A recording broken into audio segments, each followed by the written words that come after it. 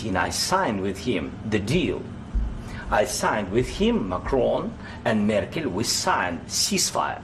Ceasefire. All of them told me that he will never go. We signed him with gas contract. Gas contract.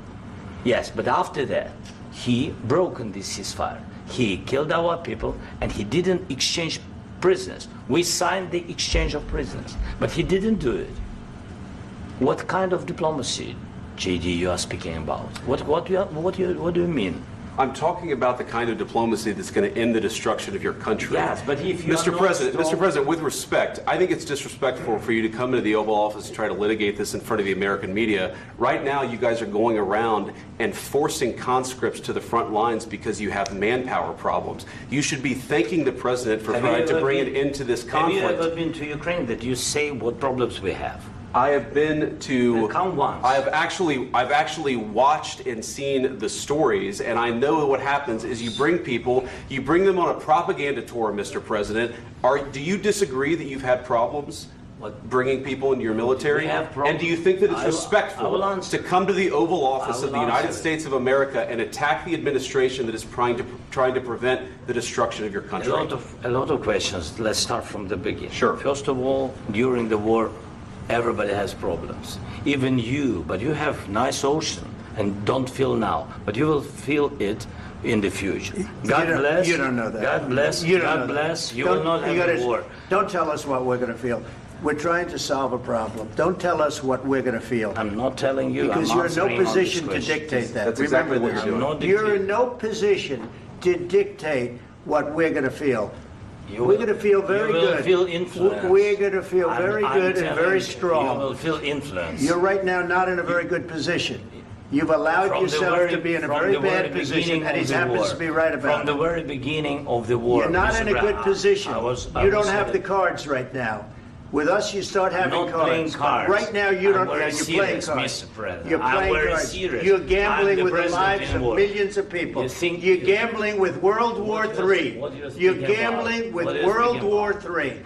And what you're doing is very disrespectful to the country, this country. That's back to you. Far more than a lot of people said they should have. Have you said thank you once? This entire meeting? No, in this entire meeting, have you said thank you?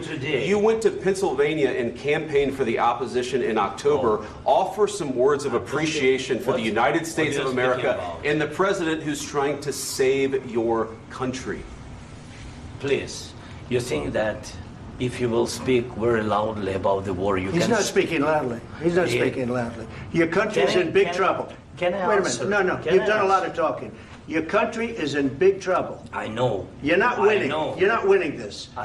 You have a damn good chance of coming out okay because of us. Mr. President, we are staying in our country, staying strong from the very beginning of the war. We've been alone, and we are thankful. I said thanks you haven't in been this alone. cabinet. You haven't been alone. In this cabinet. We gave you, through this stupid president, $350 billion.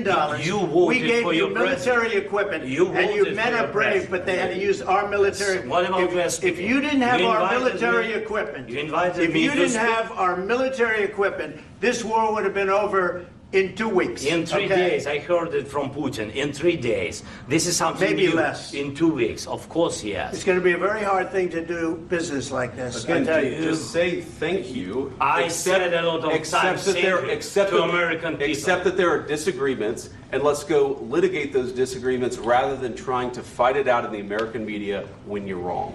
We know that you're wrong. But you see, I think it's good for the American people to see what's going on. I understand, sir. I think it's very important. That's why I kept this going so long. You have to be thankful. You don't have the cards. You're buried there.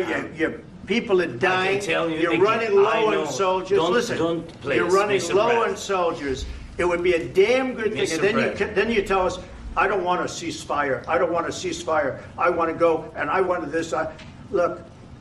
If you could get a ceasefire right now, I tell you, you'd take it so the bullets stop flying and your men stop getting killed. Of course, we want to stop the war. But you're saying you don't want a ceasefire. But I said to you, I want a ceasefire. With guarantees. Because you'll get a ceasefire faster than an agreement. Ask our people about ceasefire, what they think. That wasn't with me.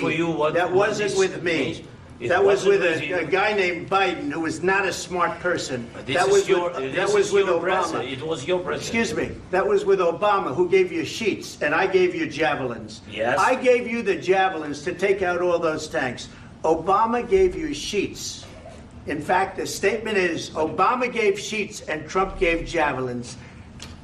You got to be more thankful, because let me tell you, you don't have the cards. With us, you have the cards. But without us, you don't have any cards. One more question to Mr. Vice President. I'm sorry. It's going to be a tough deal to make, because the attitudes have to change.